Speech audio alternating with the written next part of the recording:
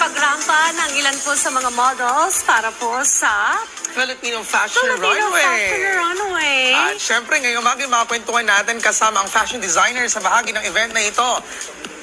Good morning! Good morning. And welcome sa Rise and Shine Pilipinas. Ayan. Kasama po natin ngayong umaga sina Vandro Casiwan, si Ray Calahate at Fernando Garcia. Kasama pong official host ng Filipino Fashion Runway na si Don Dupaya. Good morning. And morning. excited na kami makipagkwentuhan sa iyo about this activity. So anyone sa inyo siguro at gusto namin tanongin, ano ba itong the Filipino Fashion Runway? At anong pangunahing layunin nito? Okay, Filipino Fashion Runway, it showcases the beauty of Filipino craftsmanship. Okay. So, we have all the beautiful designers, creative designers here all over the Philippines, from Luzon, Visayas, and Mindanao. So, lahat sila magsama-sama and then papakita nila yung kanilang talento para naman may pagmamalaki natin sa buong Pilipinas at sa buong mundo. Okay, in terms of the fashion itself, do we have a specific theme for this year? And anong mga pakulo ba ang dapat nilang abangan? Anyone? Okay. For this year, we are promoting yung pagiging Filipinoism natin. Okay. At the same time, we have two themes. We have the modern formal wear and Okay. contemporary casual wear. So yun po yung Oh. theme na gaganapin natin. Ito ba yun? Yung nasa likod natin, ano bang theme nitong meron sa ating mga models today? Hindi pa. So, Hindi pa. pasabog yun. Pasabog. Yeah, may pasabog tayo. Okay. Abangan natin yung pasabog na yan. So we'd also want to know, since this is a fashion runway, malaki yung contribution ng mga artists and participation, of course, ng mga fashion designers. Pero how involved are you in this event?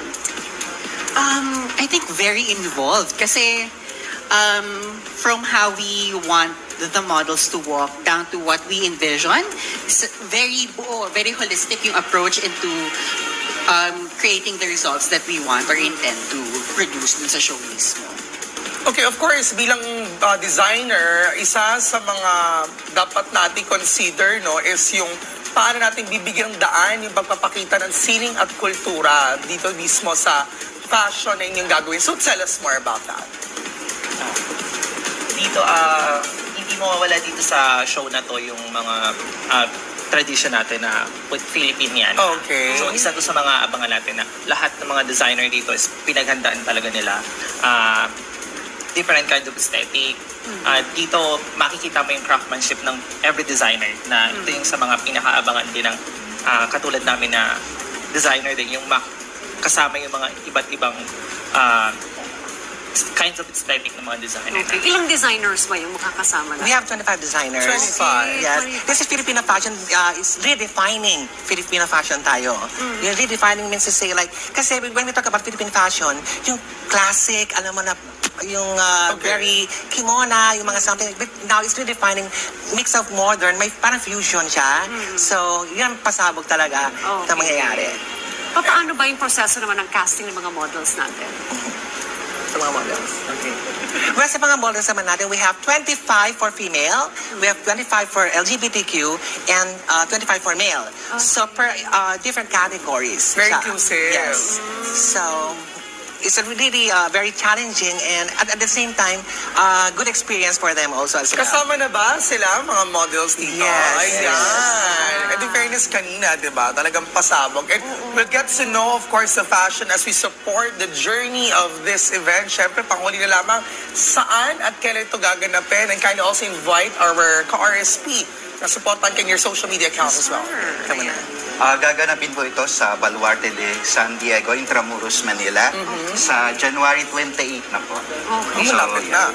And we would also like to thank Department of Tourism and Dela Luna, kay Edson Uy, Cherry Lee, and Michael Jiang. Yes. And thank you to FC Clinic.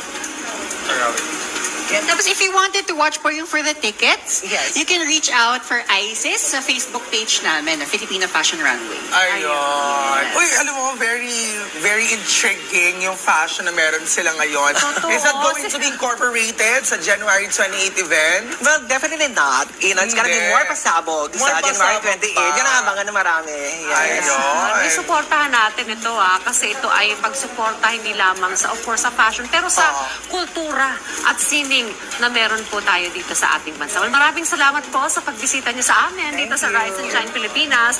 And of course, also sa ating mga models na kasama ngayon. Thank you also for joining us. Kasama natin yung mga models. Banggitin ko na si Daniel Ong, Razaville Gale, Dana Canlas, Maria Knapp, RJ Vidal, Rihanna Lawadra, and GJ Dorado. At syempre, sa ating host at sa ating mga fashion designer.